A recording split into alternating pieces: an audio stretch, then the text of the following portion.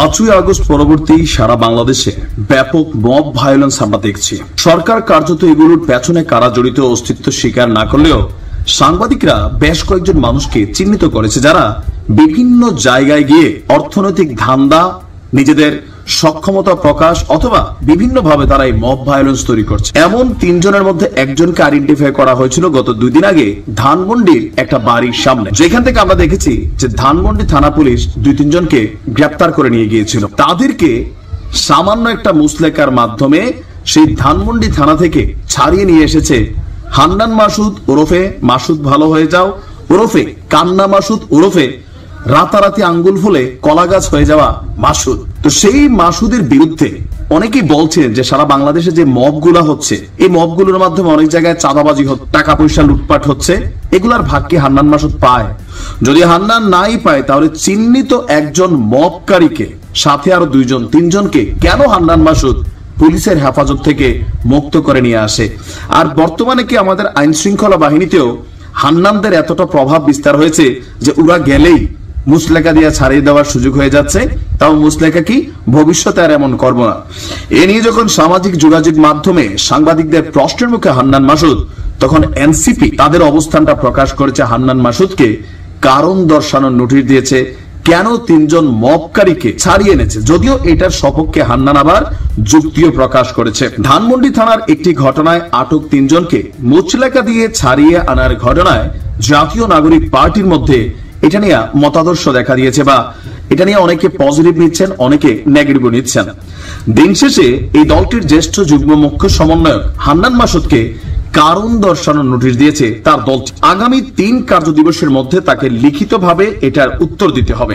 গত মঙ্গলবার রাজধানীর ধানমন্ডিতে হাক্কানি পাবলিশার্সের মালিকের বাসায় ঢোকার চেষ্টা করে বৈষম্য বিরোধী ছাত্র আন্দোলনের 3 জন, যাদেরকে দিন শেষে পুলিশ এখান থেকে নিয়ে যাওয়ার পর আবার হান্নানের মুচলেকায় ছেড়ে দিয়েছে।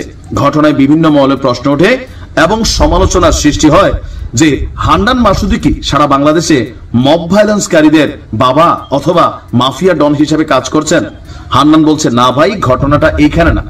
ঘটনাটা কি যে যাদেরকে পুলিশ আটক করে নিয়ে গিয়েছিল, এই ঘটনার পর ধানমন্ডি থানা থেকে নাকি তাকে পুলিশ ফোন করেছে বা তাকে নোট দিয়েছে যে তাদের ব্যাপারে আসলে পুলিশ এখন কি করবে। পুলিশ তাদেরকে গ্রেপ্তারও দেখাতে চাচ্ছিল না অথবা এফআইআরও করতে চাচ্ছিল না।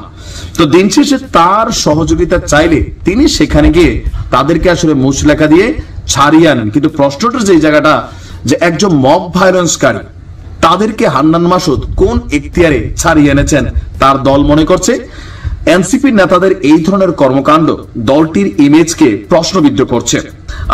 ওসিকে উদ্দেশ্য করে একজন, আচ্ছা আমরা যদি দেখি যে নোটিশে কি লেখা আছে। নোটিশে বলা হয়েছে গতকাল মঙ্গলবার ধানমন্ডি থানার আওতাভুক্ত একটি আবাসিক এলাকায় সমন্বয়ক পরিচয়ে বিশৃঙ্খল করার অভিযোগে 3 জন ব্যক্তিকে আটক করে ধানমন্ডি থানা পুলিশ।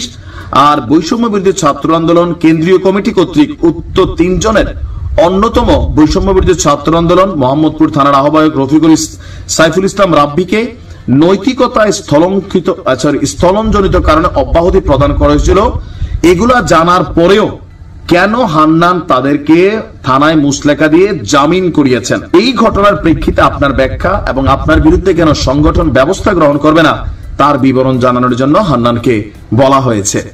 সাংবাদিকের প্রশ্ন ছিল যে এদের মধ্যে একজন বিভিন্ন জায়গায় মব উস্কানিকারী, আপনি জানার পরেও কেন তাকে মুক্ত করলেন? আসলেই কেন হান্নানরা মুক্ত করছে? কেন হান্নানরা মব ভায়োলেন্সকারীদের মানে পক্ষ অবলম্বন করছে? পেছনের ধান্দাটা কি টাকা নাকি আসলে পেশিগত ক্ষমতা যে কাউকে হেনস্থা হয়রানি করতে চাইলে এই মব ভায়োলেন্সকারীদের সহযোগিতা নিয়ে মাঠ পর্যায়ে নিজেদের শক্তি সক্ষমতা প্রকাশ করছে এই হান্নান মাসুদরা? আমরাও জানতে চাই। নিশ্চয়ই হান্নান তার অবস্থান প্রকাশ করবে।